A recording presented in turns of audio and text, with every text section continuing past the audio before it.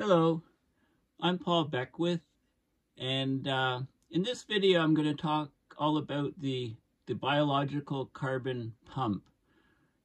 In the last video, when I was discussing a letter from James Hansen that he posted on his Columbia University website, he showed that the fraction of carbon going into the atmosphere from fossil fuel emissions was actually about 60% in 1960, and by the present it's only about 50%. So only about half of the carbon that's emitted by humans from burning fossil fuels goes into the atmosphere.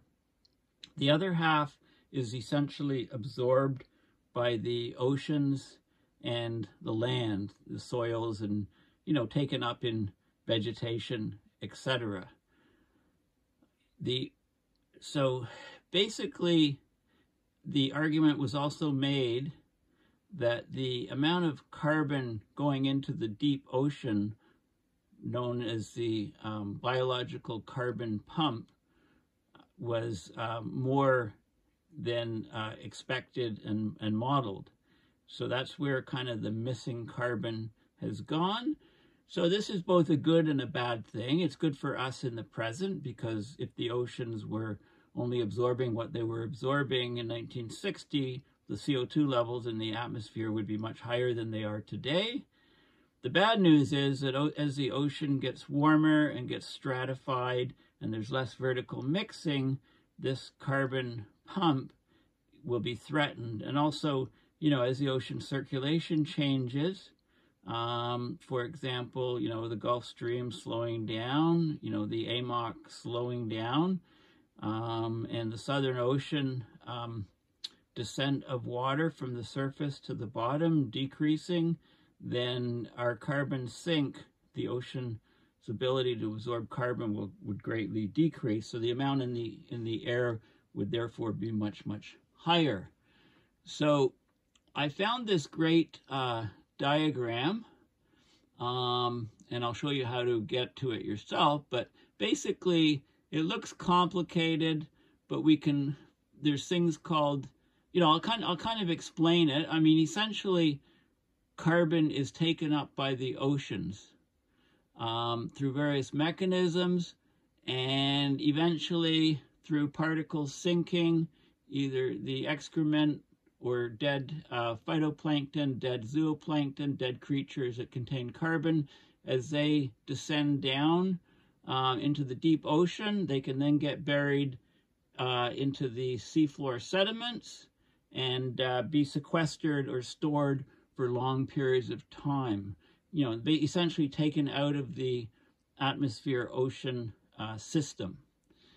Okay, so the carbon and nutrient flows are the yellow lines, and there's also microbial loop, and there's also a physical mixing of the water, both from vertical mixing, okay, which is occurring, but also from zooplankton migration. So the largest migration that occurs in the world happens every day, and it's the zooplankton coming up from down below and rising to the surface, eating the phytoplankton.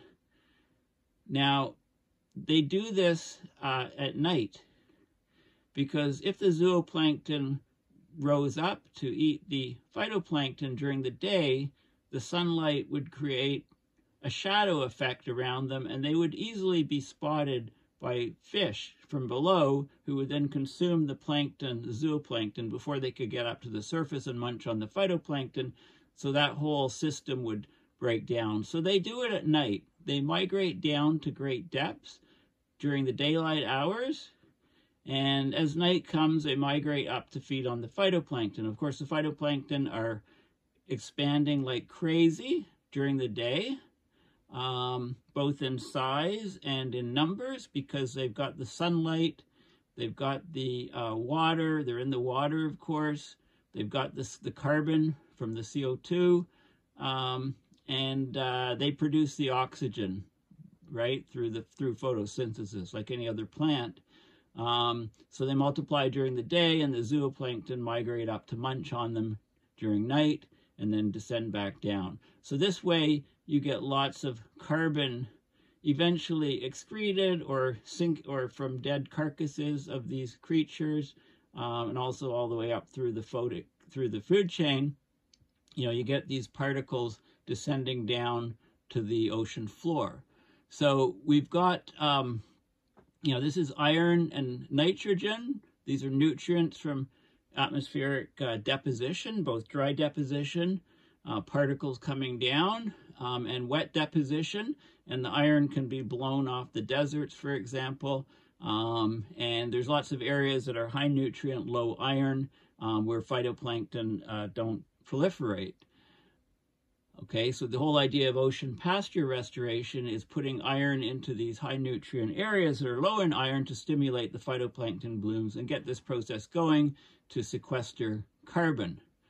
So you get carbon in the air being absorbed across the air-water interface, or rain captures the carbon. You get weak carbonic acid falling into the ocean. So carbon, a certain amount of carbon is dissolved into the water. Now you get the plants, of course, the phytoplankton, the base of the food chain. They're plants. They use up CO2 in photosynthesis in the presence of sunlight and water, and they produce oxygen as a result. That's during the day. At night, there's no light, so photosynthesis stops, obviously. And what people don't realize is that plants have respiration. They act like they instead of absorbing CO2, they give back some CO2. They respire the CO2. Of course, all animals do that. So you've got large phytoplankton that the zooplankton like to eat. You've got small phytoplankton, and you've got these micro zooplankton, very, very small animals. The zooplankton are the animals that eat the plants. So you have all this happening in the surface ocean, which it says 0 to 100 meters. Some people argue that it's 200 meters. It's called the euphotic zone, the sunlit zone. Okay. Below this, of course, you have the twilight zone, which is going down to about 1,000 meters. It's also known as the mesopelagic zone, which, you know, I'll talk about this paper that James Hansen references that just came out a few months ago about the whole process, the carbon, the deep carbon cycle.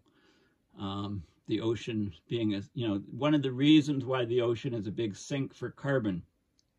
So you get this detritus. It could be either dead plants, dead plankton, dead zooplankton, and it drops down, whether it's in particles or dissolved in the ocean water. It basically drops down, sinks, pulled down by gravity.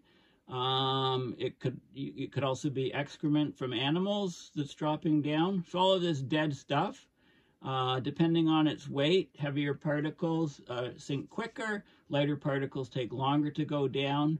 And you get this zooplankton migration up to the top and back down each day. And when it goes up to the top, it brings some water with it up to the top. And when it descends, it brings water and particles downwards. So it acts as a good mix between these different levels. And this is a migration that happens. So areas that are high in plankton have more vertical physical mixing because of this zooplankton migration. Then if you go into the deep ocean, anything deeper than 3,700 meters, you get some decomposition, bacterial decomposition of the detritus, consumption. You get the archaea entering into the equation. There's some respiration producing CO2. The organic carbon, dissolved organic carbon, dissolved inorganic carbon, it sinks down to the ocean floor where it builds up in the sediments. The sediments don't build up very fast. Sometimes in some parts of the ocean, it's only a few millimeters per per year. In others, it can be centimeters per year. Depends on how close you are to the coast and things like that. This zone at the bottom of the ocean floor is called the benthic zone. And there's some nutrients that are down there that actually can move upwards. The benthic flux, nitrogen, phosphor, iron, and silica. You have deep sea consumers, fish, which will eat some of this detritus. You also have, you know, the large marine creatures. When they die, like think of whales dying, they go on the ocean floor. Their bodies are whole important ecosystems, like a mirage or an oasis, not a mirage, but like an oasis in the desert, right? So the dead carcass is like an oasis in a sea, you know, on the ocean floor, few and far between. But there's a lot of processes that are generating a lot of carbon captured because of that occurring. You know, we need to restore levels of whales in the ocean, not just whales, but all the creatures in the marine food chain. You know that we've fished out over 90% of the large sea life, marine life, to the detriment of humanity. So this is a very important idea on the carbon and the nutrient flows, the importance of, you know, if the oceans get too warm, warm water rises and you get stratification, you get a reduction of the physical mixing, which interferes with the whole process.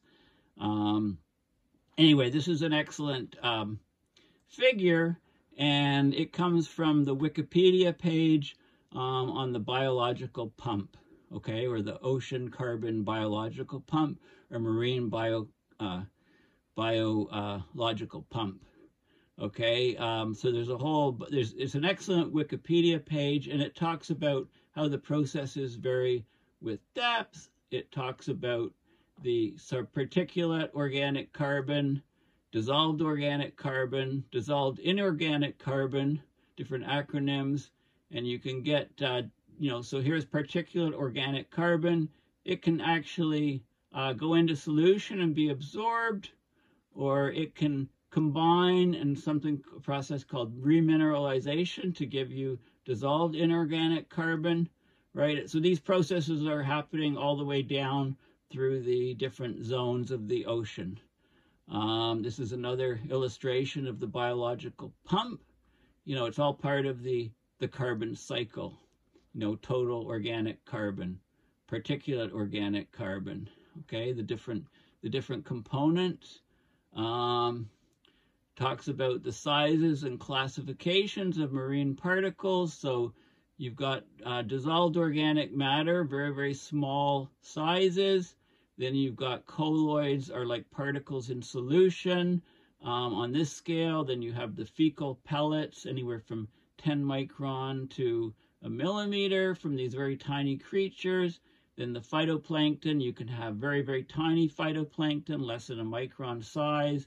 Nanoplankton, microplankton. The zooplankton are the animals that eat the phytoplankton, and they're of larger size, micro, meso, and macro.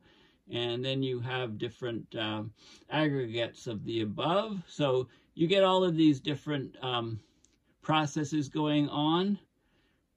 Dissolved and particulate carbon, different pools where basically the dissolved inorganic carbon is the largest pool. It's dissolved CO2, bicarbonates, carbonates, carbonic acid. Dissolved organic carbon is the next largest pool. Okay, it's basically labeled as refractory, semi-label, or label. Label are don't live long. They're easily broken down. They're bioavailable, so they can be consumed in the food web. Refractory are ones that are pretty basically they're not bioavailable. They have a low turnover rate. They stay the turnover time for refractory dissolved organic carbon is greater than 1,000 years. So they're just not available. They end up going down to the seafloor sediment. You have particulate organic carbon. Okay, so there's different sizes and things. This is an excellent site. So, you know, we've got the, you know, the calcium. calcium carbonate in there. The White Cliffs of Dover are made almost entirely of the plates of these coccolithopores that have a calcium backbone. And then, so you have this whole oceanic carbon cycle, or the solubility pump is another way, another thing. And so you get all these processes occurring, but the key thing is that you get carbon from the atmosphere down through into the deep ocean, where it becomes sequestered for a long period of time. Okay, so this is gigatons per year, you know, in the different methods that I've been talking about. So, and then there's the idea of marine snow, which is the depth at which the calcium comes out. And it looks like snow on some of the, you know, some of the underwater mountains, if you like. On their top, you can get this kind of snow. Then you get the biomineralization, where the calcium ends up in organic particles. Right, you have different, the phytoplankton can have silicon backbones like the diatoms, glass shells, or coccolithopores have the calcium carbonate or aragonite backbones.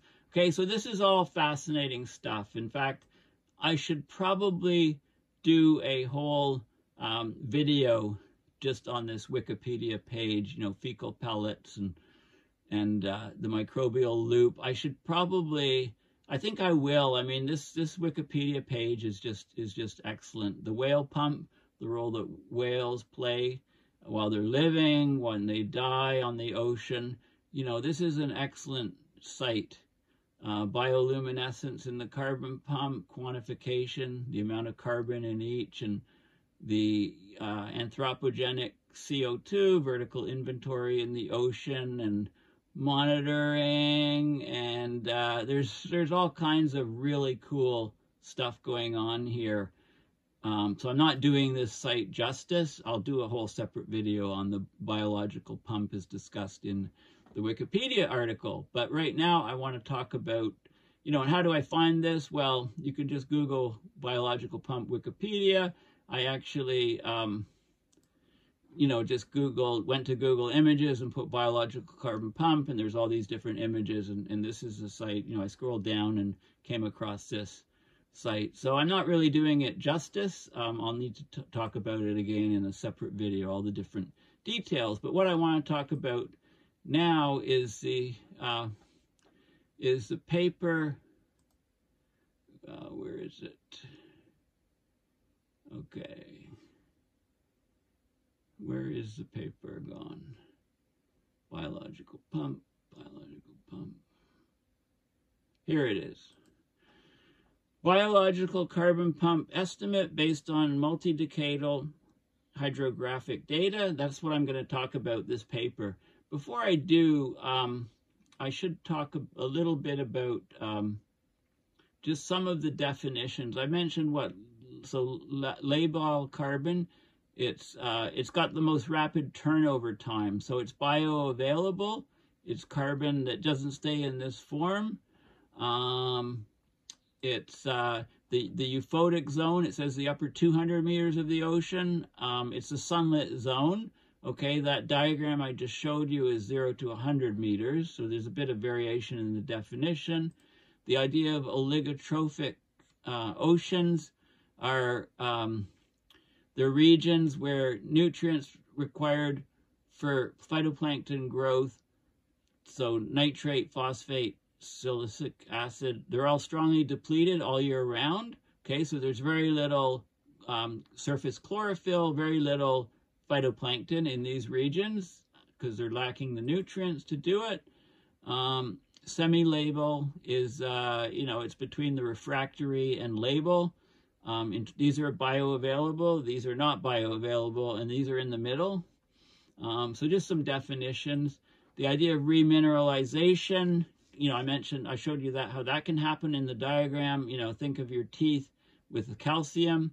You know, calcium levels are low, the enamel can be harmed on your teeth. You need good calcium to have strong teeth. So the remineralization, it's a natural tooth repair process. It's why there's calcium in lots of foods, you know, in milk, why it's important for human health.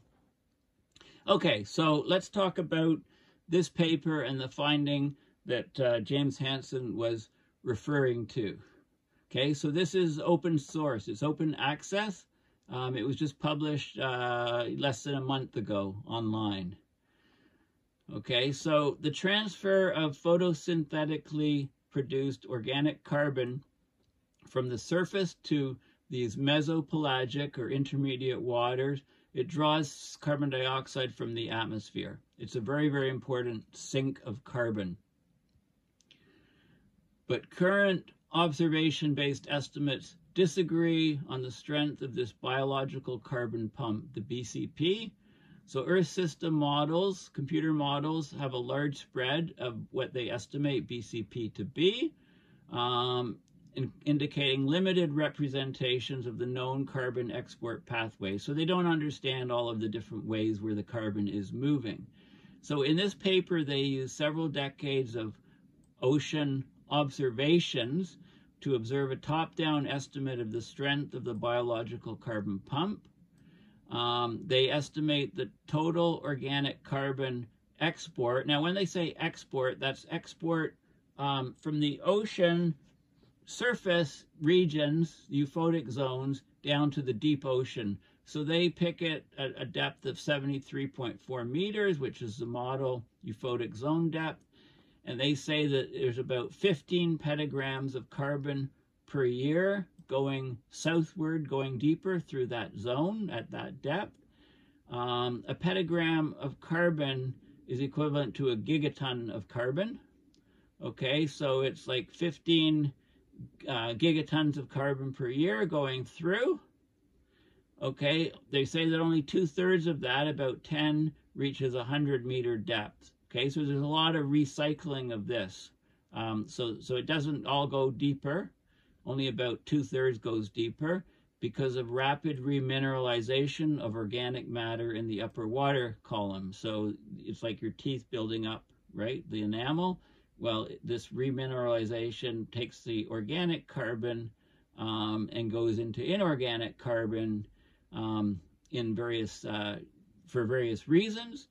So they partition by the sequestration time below the euphotic zone tau, and they find that, you know, for greater than about 3 months, it's about 11 petagrams of carbon per year. For about, you know, if sequestration time is greater than a year, that's even less, about 8.25 petagrams per year. 81% is contributed by non-advective. Now, advective is horizontal movement. So we're talking about mostly diffusion. We're talking about gravity forced sinking of particles, etc. The vertical flux most of it is due to the sinking particles, and the vertically migrating zooplankton have a big role in affecting how much is going down and how much is coming up. But the export, so export, when you see export, that's export out of the ocean, atmosphere-ocean exchange system. So going down into the sediments on the seafloor, going into the deep ocean, the export of organic matter by mixing and other fluid transport of dissolved matter and suspended particles is regionally important for meeting the respiratory carbon demand, so the CO2 that's emitted from respiration. Okay, so basically, let's look at what's happening in this paper. So this paper goes and studies all of these things. It talks about so let me just talk about a couple things in this first intro here. The downward flux of the biologically produced organic carbon draws CO2 out of the atmosphere, contributes to the maintenance of a vertical gradient of dissolved inorganic carbon in the ocean. Much of the primary production, so think phytoplankton, base of the food chain, growing in size and also greatly increasing in number, right? The plants at the base of the food chain in the ocean, that occurs in sunlit waters. some of the CO2 is respired during the night in surface waters, and that doesn't greatly affect the partitioning of CO2 between the atmosphere and oceans. We reach kind of an equilibrium.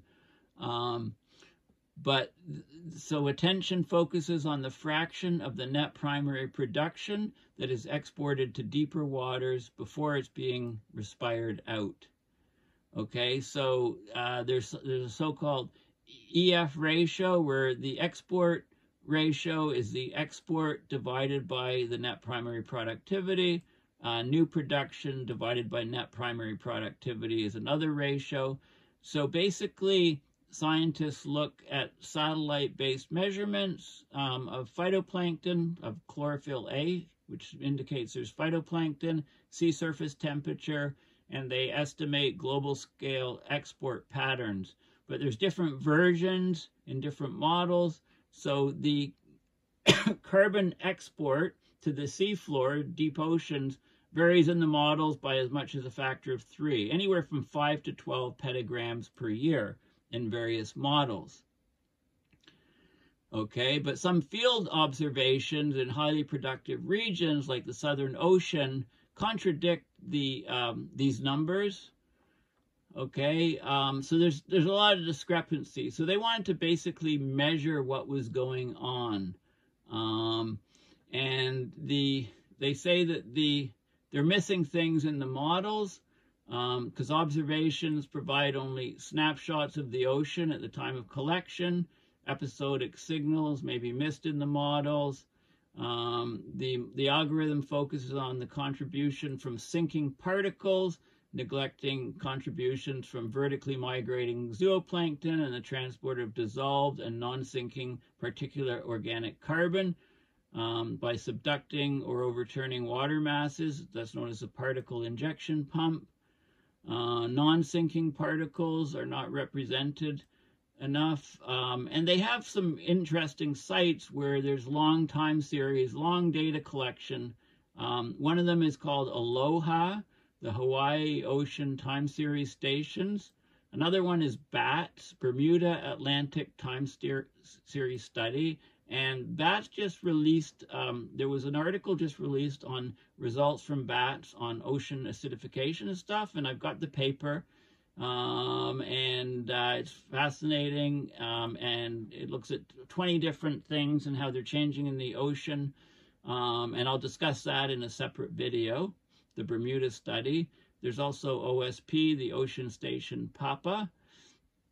And some of these sites, sinking particulate organic carbon flux is 3 to 4 times lower than required by mass balance analysis. So there's lots of other things that are going on. I mean, of course, gravitational carbon pump is a big, strong one, but you need larger particles for that. The smaller particles can just stay and not go to the seafloor because they can't get through the euphotic zone.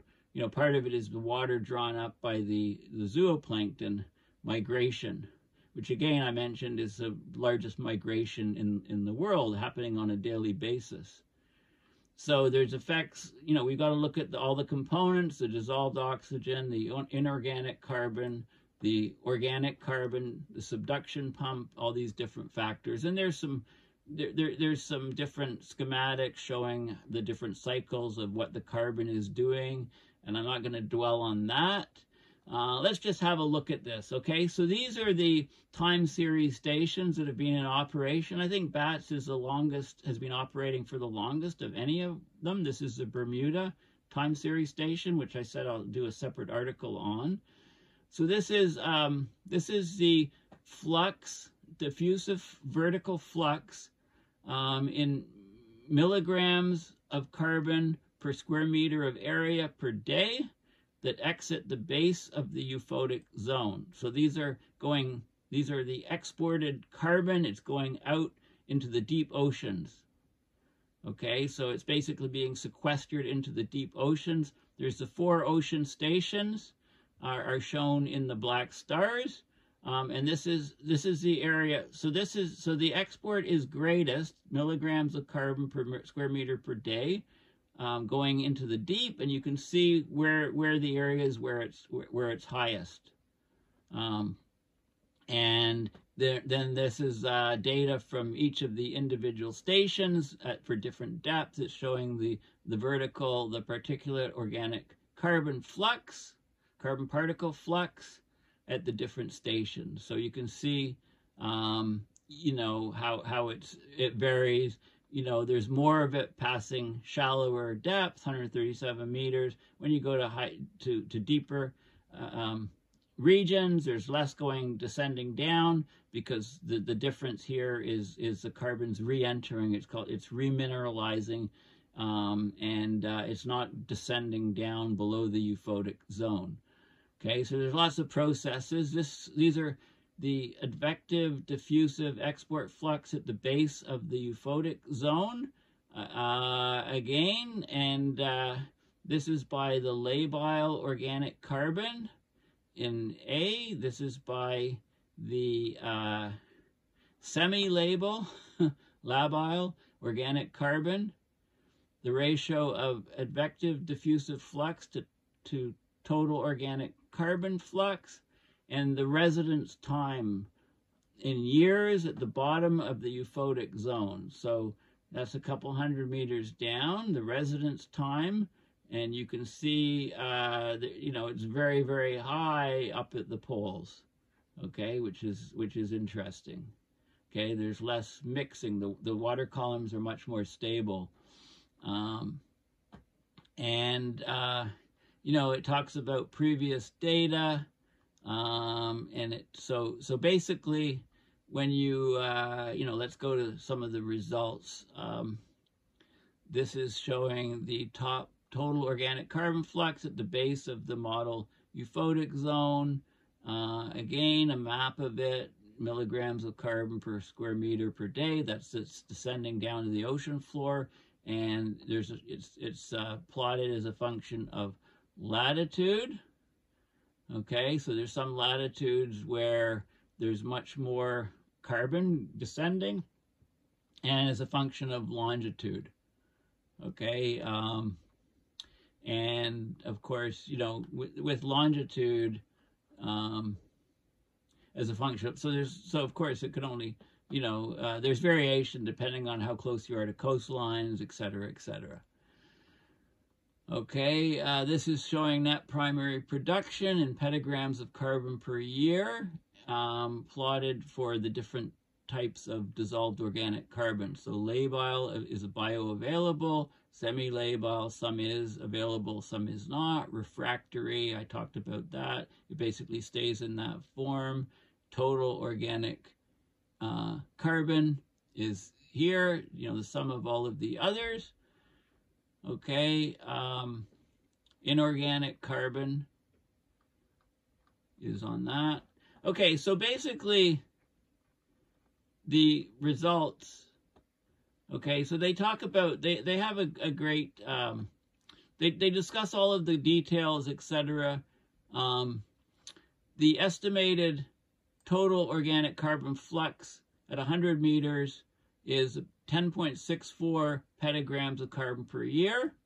From this study, that's in the range of previous model and satellite-based predictions, which were from 5 to 12 petagrams per year. So this is much more accurate, much lower error bars.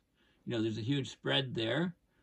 There's a baseline estimate of 10.2 petagrams per year. So this is very close to it. This baseline estimate is using an ensemble of numerical models constrained with oxygen and dissolved organic carbon observations. Okay, so, you know, it talks about the variation in the Pacific versus the Atlantic. You know, it talks about the implications of the results from this study. So often, you know, budgets based on in situ, so you know, measurements from observations from ships, etc., in the field, they struggle to establish a balance between the community production, the net primary productivity, etc., and the respiration. They don't account for all the processes that deliver organic carbon to the mesopelagic ocean to intermediate depths. So they're limited, and they're also limited to a specific season. Okay, they're not measuring it year round. These are ships that are out there for like a month at a time or something.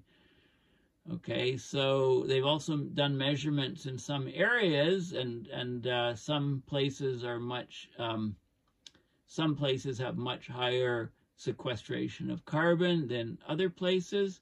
They talk about the difference between different measurement stations, right? So there's a lot of variability across the ocean, so it's been hard to get sort of, good numbers. The Earth system models, vary in the amount of the carbon flux that they use, anywhere from 5 to 12 petagrams of carbon per year. Okay, so it's important to get better data to actually see what's happening, and that's what this study has attempted to do. So should also point out that, so this study is a big improvement over previous studies.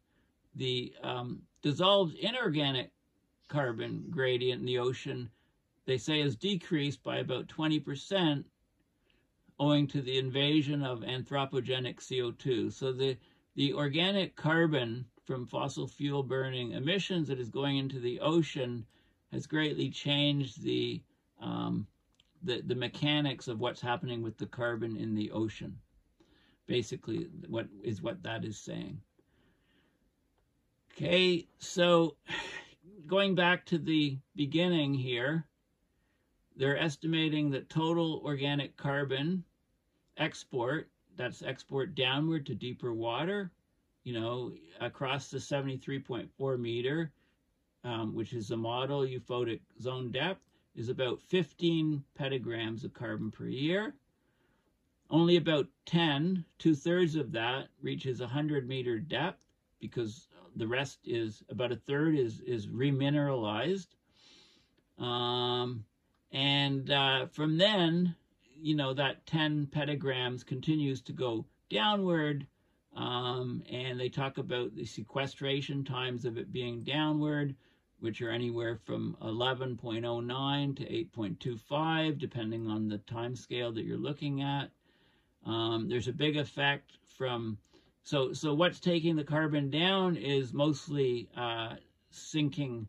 81% it's mostly vertical flux due to the sinking of the particles. So sinking particles, larger particles sink faster because they're heavier. Lighter ones can be tossed around in the ocean and not sink at all. You can think of that, think of the atmospheric analogies of particles in the atmosphere. The very small ones stay up a long time. The larger ones drop down to the earth much more quickly. Of course, there's a factor of rainfall, so you need to divide particles dropping on the surface of the earth from the atmosphere as dry deposition versus wet deposition. So those are additional things that happen in the atmosphere. But we're talking about the oceans here. You can get export of organic carbon by mixing, fluid transport of dissolved matter, suspended particles. You also have the zooplankton. The vertically migrating zooplankton factor is very, very important. Also very important is the excrement from marine creatures, from animals. So if we've lost over 90% of the large fish in the ocean, when those fish, when they excrete, when they poop, the poop just sinks down to the bottom. And if these animals, or if we only have 10% of these fish left, then that process of sequestering carbon on the ocean floor is greatly reduced, right? So, it looks to me like one of the huge factors to restore, climate restoration is to get a thriving marine ecosystem back. There's no reason we can't do that. We've just overfished the oceans. We need to stimulate phytoplankton growth. That will stimulate zooplankton growth and grow up the amount of marine creatures throughout the entire food chain, restore the number of whales that we had in the past and large marine creatures. And that will be vital for, making sure the oceans are resilient and continue to be a large sink of carbon, right? It's like a no-brainer. I mean, and the oceans are often ignored when we talk about climate policy, etc. And that's just a complete and utter mistake. So this is a great paper. And I think what I'll talk about next is this, this study from Frontiers in Marine Science, 40 years of ocean acidification observations, 1983 to 2023, in the Sargasso Sea at the Bermuda Atlantic Time Series Study Site, or BATS, BATS for short. Okay, so, and there's all kinds of really neat stuff in this paper. So I'll talk about this next, and I have to be sure to note and do a specific video on the Wikipedia article is excellent on the biological pump and all of the different interactions and effects. Maybe I should have done this video first, but anyway, this paper is open source, and it's mentioned by James Hansen as being very important for explaining why there's, in 1960, 60% of the anthropogenic emissions and stayed in the atmosphere, and now the emissions are much, much higher cumulatively over time, but now, present day, 50% of the emissions that are emitted by humans from fossil fuel burning end up staying in the atmosphere. The other 50% are sequestered in the oceans and atmosphere and soils and so on. Whereas before, the ratio of sequestration in the oceans and land was 40%. I think I got that right. So anyway, very, very important paper. Thank you for listening. Please consider going to my website, paulbeckwith.net, donating to my PayPal account to support my research and videos. Thanks again, and bye for now.